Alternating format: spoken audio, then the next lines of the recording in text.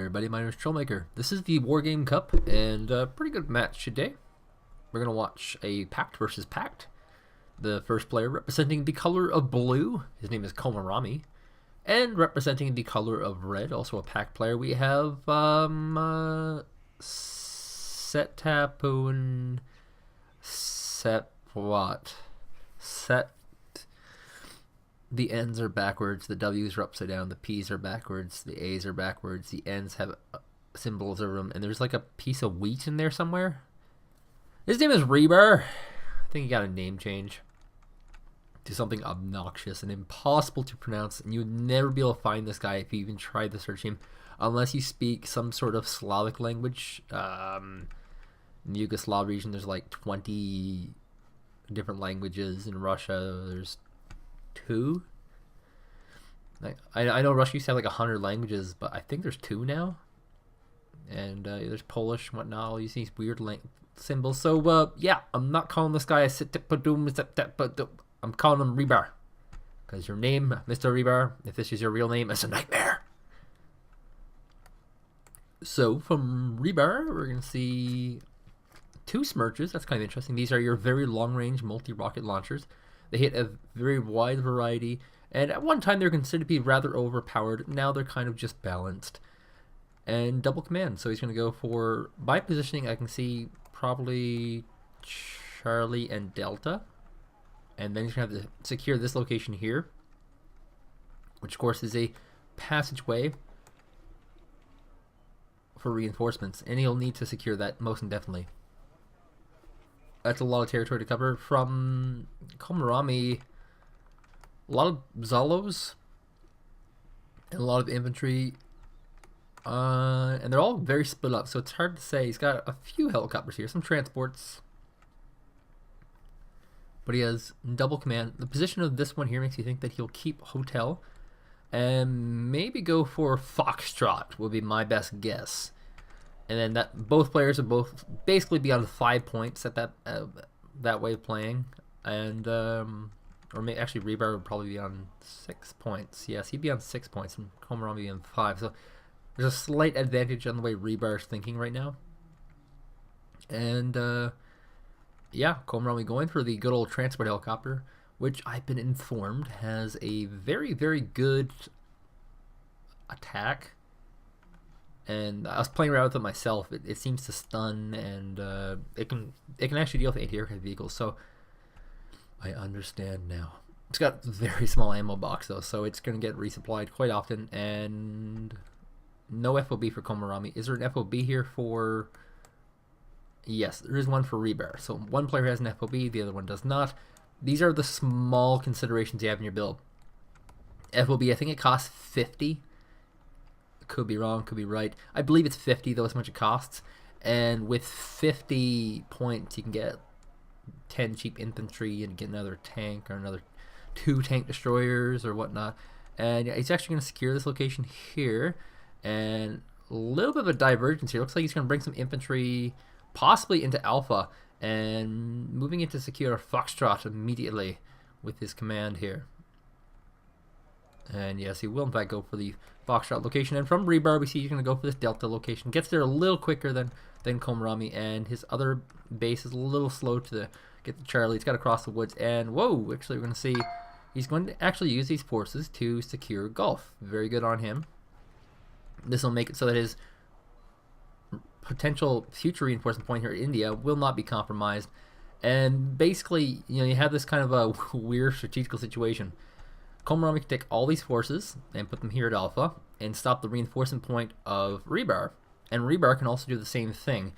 This is in social psychology. This is referred to as like a witness test. And so, whoa, he's actually going to immediately go ahead and do some crazy amount of artillery damage and stuns a lot. But in this basic test, what happens is we have one person who's a prisoner, and he said, okay, if you rat on your friend, you'll get out scot-free.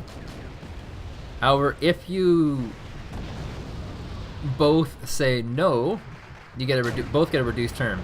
However, if he rats on you, you get an extended term. However, if you both rat on each other, you both have the exact same sentence. Yeah, something along those lines. And so basically what always happens is people always tend to choose to go for the option of ratting on the other guy. There are some scenarios when this can be applied in which people choose peaceful coexistence. Like World War I, peaceful coexistence, they played soccer because they wanted to celebrate Christmas. And then you can have the opposite side where neither player chooses to engage. And this is, you can see this with the Cold War. Neither player saw the need to really engage because nuclear threat was too big. And that's really a lot of what this map kind of represents. I know it's called Mecklenburg, but realistically it should be called like Science Experiment. And Komaromi can try and go for a cheapie here. This is, if he could get this, it's a free win, but looks like he's not going to be able to snipe at these Smirchers. Smirchers are quite expensive. You're looking at 160 each. If he was to kill them both, that'd be 320 point lead. He's got these transport helicopters moving around, trying to get an angle, but there's just so much AA here. Ribar is not getting cheesed out today. He's very, very aware of how powerful helicopters are. Everyone knows how powerful helicopters are. He's here to try and rush in anyway, try to get the kill. Not even able to get a single hit off. Oh, there is 1 point of damage. Keep in mind, he's next to an FOB, so this means that he'll be repairing his health as he takes it. So it'll be that much harder to actually kill him. He's actually got 1 down to 3 hit points. That's pretty close, and it's actually running away instead of healing up. But it does eventually go down. I don't see Komaromi really pushing that flank much more. Ribar gets a 70 point lead off of that one. Doing very, very well. And actually, here's something happened weird. Komaromi has gone for the Bravo location as opposed to the Foxtrot. And he's also gone for the India location. So he's gone for the possible longest reinforcement route possible. All the way down this road. Down this road. And up. And there we are. That is a really long reinforcement point. It's basically double what Ribar is doing. And so he's got to do something with this. Keep in mind that Komaromi's the guy who did a 4-command strategy in a paradigm, in a world, in a crazy metagame in which everyone's sort of just rushing people down. And he did a 4-command strategy and he made it work. So I'm interested to see what he does with this. I don't particularly agree with this. I think it's kind of foolish. But it does cut the map up in an interesting way. Because now you can see it's a kind of a diagonal. And this actually means that Ribar will actually have to spread his forces a little thinner. If he ever wants to capture this Juliet location, which would give a very quick reinforcement point here to Gulf, and push forward, he would need to defeat a lot of these infantries. And so he'd have to have an infantry force probably like right here, just so that he can kind of not get creeped in on. And as well, he's going to have a lot of forces covering a lot of terrain along right here. Because now Komaromi has this point. So, I mean, yeah, it kind of changes the... Or I mean right here is what I should be thinking about. But yeah, it kind of changes the map a little bit. In order to be effective, they're having to spread the forces thin. And Komaromi is actually moving the entire group of units into the Juliet location. Will he be taking the Juliet location with this command? Will he make it really terrible and awful and grab every single possible respawn point instead of these also so precious high value locations? Guess we'll have to see. Looks like for now he's going to settle head in Gulf. Or is he going to whittle moving around with this vehicle? And badoop. Alright, we're good to go. So looking at the points, we see that there's a 2-point location here for Komaromi, a 3-point here for Komaromi, and a 2-point here for Komaromi. That's 10 points total. There's not much going on so far in the game. Looks like we have 2 players who are looking at a late game, which is refreshing and different. Of course, the advantage goes to Ribar. Since he has these smirches, he's going to be able to continuously shell out locations and gain points. And so he's going to put the honus, the need to drive on Komaromi. Looking at Ribar's points, he's got the 4-point there, and he's got the 2-point there. So I just did math wrong. Komaromi does not have 10. He has 7. But he has 1-point lead here on on Komaromi, and realistically over 20 minutes that'll make a difference. So there will be a move, and yes, in fact, Ribar goes for it right away, going to put another command in and just solidify that lead he has, and Shazam a 3-point. He's got the 3-point, the 4-point, and the 2-point. There are not going to be many great opportunities left for him to really attack. And actually, look at this. Rocket firing as soon as he's able to spot this giant force. Doesn't hit, though, and that's kind of a key. And here comes Komaromi rushing all these forces ahead. I'm not sure what he's going to do with these. A lot of them getting stunned by rocket fire. This is kind of the difference between a good player and a bad player. It's just the premeditation on part of Mr. Ribar. He knew they were on the move, and he hit them where they're moving. So very good. Actually, he took the command from India and moved it over to Juliet. So the map has actually changed quite a bit, because now these 2 points back here don't do anything. However, Komaromi has possibly the largest arc to defend possible. And you note, we can split this in half. Right here is the arc. And you'll note that it's an arc, a circle. Hopefully my mouse is visible right now. Because of that, Ribar has total less territory to cover. He'll need less units. So there's a somewhat of an advantage here for Ribar. And look at this. He's able to sneak these Scots right past Komaromi's eyes, deploys them, and gets a freebie easy kill. And now the Motor Strelitzes are running forward. They want to get these Zalos. The Zalos are pretty high power targets. The Scot will go off, and from the original, other than the original infantry, he didn't get much of a kill there, but he did get a kill. Kind of weird. The amount of tension you need on a map like this is insane. Just imagine yourself at your middle battle, and you gotta hit the tilde key, which is to the left of your 1, and go for the quick menu, and rally up more units. And while you're microing, you have to make those important decisions. And oh my god, rocket fire kills Zalo. 200-point lead for Ribar right now. Really abusing the crap out of these double artilleries.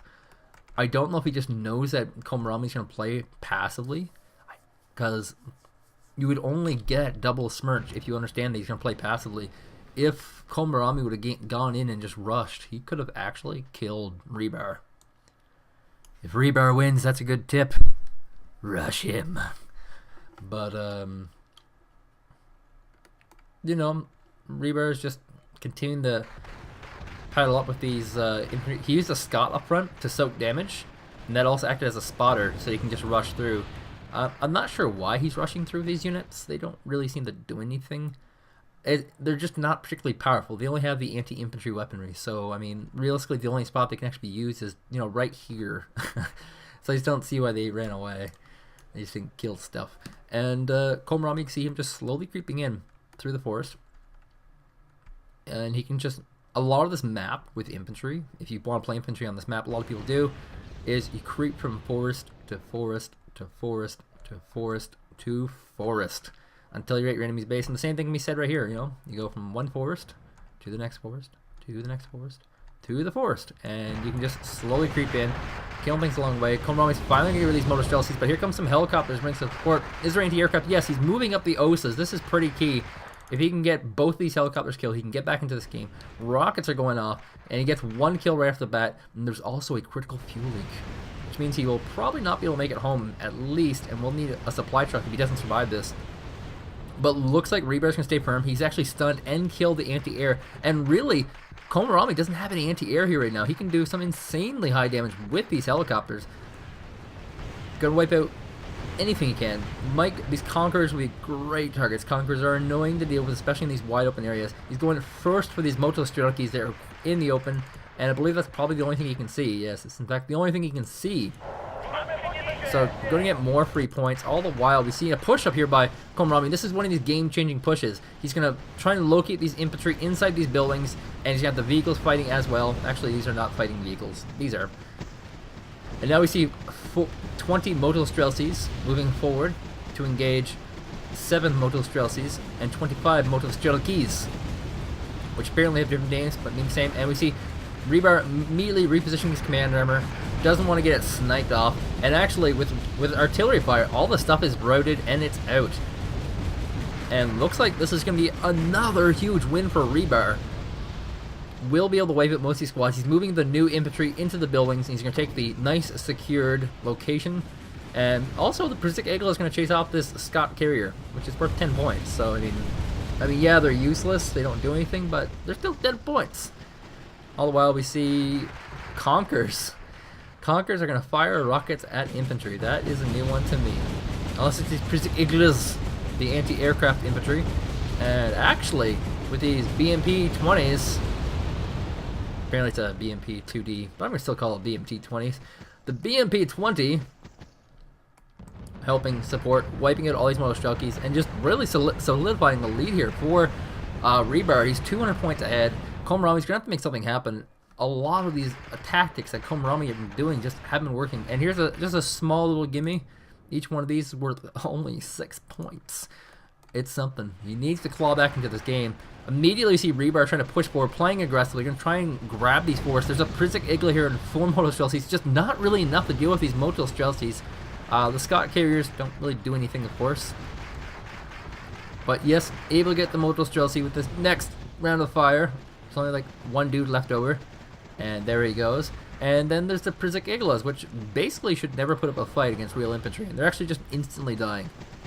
So Ribar able to take a forward forest location and doing very well. And whoa, we have 2 Danas out on the map here for Komaromi. And that might be helpful. It's really good thinking on his part, and maybe he didn't even think about this, I don't know. The fact that his forces are so spread out along the map and creating a complete surround amongst opponents means that artillery is generally going to be ineffective against Mr. Komaromi, whereas his opponent has his forces very congested, very positioned, and that means that artillery is going to be very effective against Ribar. Can he make it work? We'll see. 150 points difference to make up, that's quite a bit. And looks like Komaromi is just going to continue rallying at more infantry. And I'm not seeing a game changer. I'm waiting on the game changer. Where'd the... here's the command. And he's actually going to shell out these woods. He thinks the command armor's here. He wants to go for basically the random command to kill. Ribar just too good for that, though. And all the while, we have another small engagement here. Moto Strelkies of BMP 65 versus Moto Strelkies of BMP 65. It's as even as it can get. However, small advantage goes to Komaromi, who deployed first and has in fact stunned the Moto Strelkies. He also has a BMP 2 here. And so now we have cover advantage. Ribar can see, Komaromi cannot. And so he's going to be able to do a little more damage than he would have otherwise done so. He's panicked, however, so any kind of shot or firing will probably cause him to root. And we see the fire position command being issued by Komaromi. Just going to blindly hit this location, getting a few good hits off. Panicked are these infantry, and they could actually, yeah, there they are. They're stunned, and they could actually die from this. So, yeah, that forest is really on fire. Note, VPZU here, spotting pretty much everything for Ribar. You know, it's got some rockets and stuff. It can be used defensively, but it's a good spotter. It will indicate any kind of rush that's coming up, and it'll give Ribar plenty of time to respond to it. And a lot of times, people are like, well, man, this rush came, and I didn't see it coming, and it's bull. Well, like, a lot of it, other than, like, the early game, but a lot of it late game has to do with lack of vision. And I don't mean vision as in, like, your goals for the future. I mean vision as in being able to see objects on the map. And so we have a sneaky move by Komaromi. It looks like he's going to try and flank around the back here, knock out the Smirch and a lot of this anti-aircraft. And there's a lot of anti-aircraft. The only thing I can really defend right here is the Tunguska and maybe the Pragas. These aren't Praga 2s. Or is it Stroop 2 is a Praga? I can't remember these things. But Ribar has very considerable vision. He doesn't see this forest location. He doesn't see this group of infantry coming. However, he is, interestingly enough, getting another command on the map. 17 minutes left, and it's going to a 1-point base, and he's getting 3 infantry here. So, actually, just almost blind luck. He will pretty well survive this. And now it's kind of a problem for Komaromi, because these Smirches have just done a full FOB worth of damage. And so this Smirch is just going to sit idle. And once the FOB is drained, he's just going for basically blind attacks.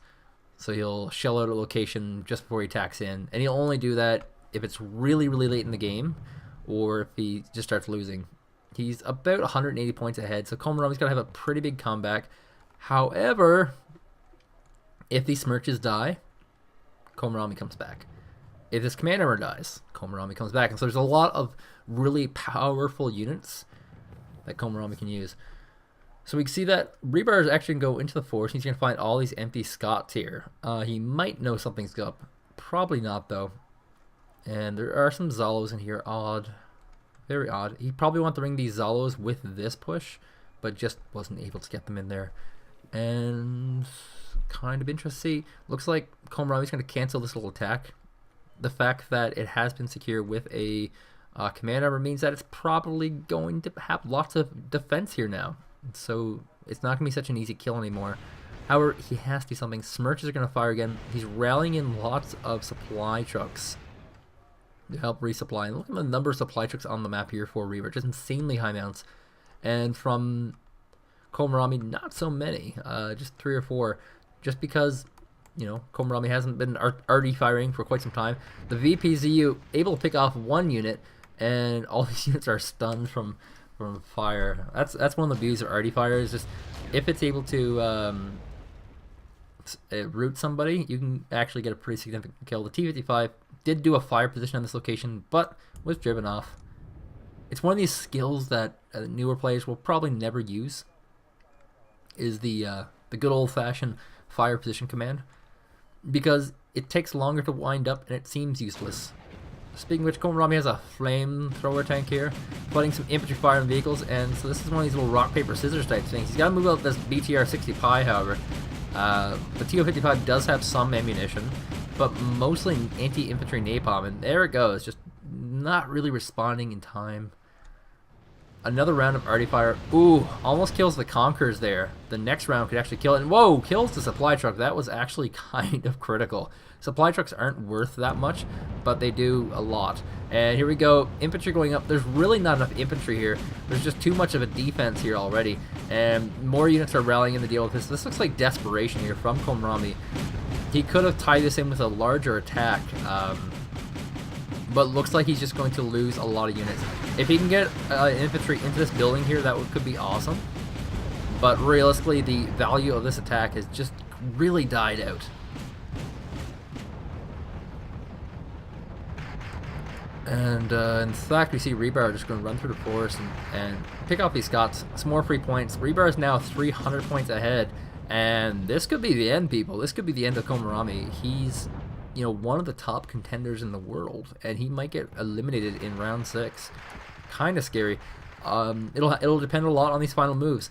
We see Komaromi is going to roll out with lots of infantry. He's got Conquerors in the back, and this is a very good combination of units. The infantry will soak damage from the front, and if they get close enough, will do a lot of damage. He has a Zalo coming around the side flank, which is kind of weird, and it's going to try and take some of these tanks out while it moves out. A Motostoki coming around the side here for Ribar, just slowly moving in, wants to snipe this good old-fashioned Zalo. And here comes the infantry.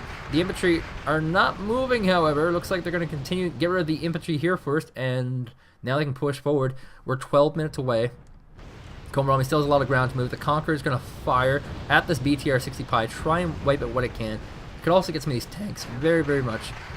And a lot of the stuff is just halted. It can't be halted right now. He needs to push. He needs to gain ground. He's only got 12 minutes to get 400 points. Lots of Scots rolling in. There's an anti-tank gun as well for Komaromi. And here we go. Infantry versus infantry. The glory that is being an infantry. And no, they're just going to bypass each other. Komaromi needs to deploy at least something here. Here we go. He deploys 2 infantry squads. He's going to deploy another 2 on this infantry squad. And the remainder of these infantry kind of have to move forward. They're supporting this fight here, however. These BTR-60 Pis firing from the distance. Conqueror is completely out of ammunition. Fired all 4 of its rockets, and here comes a tank team. This tank team will be pretty critical. There is a T-80 here, lots of high point targets, but it just seems like Ribar is just defending too well. Komaromi moving forward. He's got to drop this team. He's got to drop a lot of his infantry. And it just doesn't get dropped in time. It can't drop. Looks like it will get destroyed. That's a very high point infantry unit. And I just don't see anything left on the map. There's some T-64s rolling out. There's 2 transport helicopters, but there's just not much left. Not really enough to make up what he needs. And here comes the Conquerors are forced to be kicked out. They're already not doing so hot. The remainder of the infantry are moving forward. And probably one of the worst coordinated attacks for the tournament. T-55 going to side hit one of these BTR pies. Pretty good. And there's some Stroops here too, which are dealing with all these helicopters from the distance. Here comes the T-64A. Could we get a successful drop? Dropped on top of an infantry. Didn't really make it to those Conquerors that he wants to get. The T-80 is at a nice location. Won't be targeted from there. And Conquerors wiping out one infantry. And here goes a nice rocket shot. Misses the Stroop, however. That's the target he was going for there. He wants to get that Stroop so he can finish this off with helicopters. And this is just not looking good. We got 400 point difference. BTR 60 Pi actually catch the Scott in the woods here. Moto Strelky versus Moto Strelky. Man versus man. Brother versus brother. Charging into battle. He'll be able to kill that squad. But now the point, instead of gaining, he's lost. He's 400 points behind now. Something that I don't think anybody really saw happening. Ribar is a good player, but holy crap. Take a player like this, that's something. I just don't know. It's surprising, you know, gotta say. And I don't know what Komaromi's gotta be thinking right now. If he leaves, he can tap out in a friendly manner. But it is a lot of money on the line, especially for a guy who is considered to be one of the finalists in some ways. To get wiped out would suck. Yeah, I think he has to tap. I think he has to tap out. There's really nothing he can do right now. How long will he stay into this game? He still has a lot of units, don't get me wrong. But it's just so blindly far for him to get where he needs to go. In fact, he's going to rally a U.S.E. Conquerors. This looks like it'll be his last push. Restocking up these Conquerors, firing on these tanks. Maybe it doesn't look as bad for him as it is. Artillery fire going to hit this location, wipe out these infantries, and the new Conquerors team not going to go into the jungle where it was originally rallied. It's going to go forward. And actually, Ribar is pushing a little bit too forward. I would play so much more cautiously than what he is, considering how little time's left in the game, but he's making it work.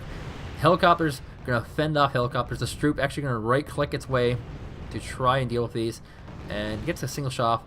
Artillery fire pounding on these BMP cavalry tanks, completely shocking on them.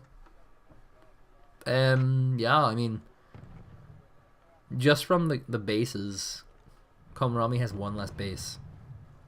And the bases he have are all lower points. And yeah, it's just been a very, very good game for Ribar. I'm a little bit surprised. I honestly kind of came into this thinking he would lose this, but he's just really stretched Komaromi thin. Here comes some UAZ Conquerors rushing forward. Note, at this point in the game, a lot of the preferential units are generally not available because you run into unit choices. So you end up stuck with like crap anti-tank units like your UAZs. They're not, I shouldn't say crap though. They're quite good, but they're just situational. They're defensive. They're not offensive. So when you tap it out there, Komaromi, looks like he won't. 400 point loss. The winner, moving on to round 7, is Mr. Crapboom Kepta, otherwise known as Ribar. So I have one more game for the day. It's a pretty high rated one, just like this one, so definitely worth watching. And stay tuned. See ya.